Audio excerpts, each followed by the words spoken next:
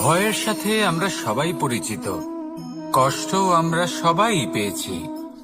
কখনো কখনো আমরা অসুস্থ হয়ে পড়ি, আর এমন সময় হলে মাতার মমতা, কখনো বাবার স্নেহ, কখনো বন্ধুদের পাশে থাকার অনুভূতি আমাদের রোগ নিরাময়ে সাহায্য করে।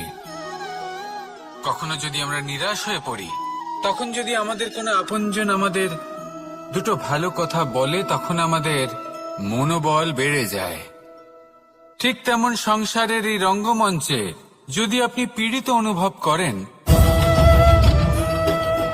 কিছু শুভ কথা আলোচনা করুন, কিছু স্তুতি গান করুন, কিছু মুহূর্তের জন্য হলেও নিজের ইষ্টদেবের কথা স্মরণ করুন আর প্রার্থনা করুন।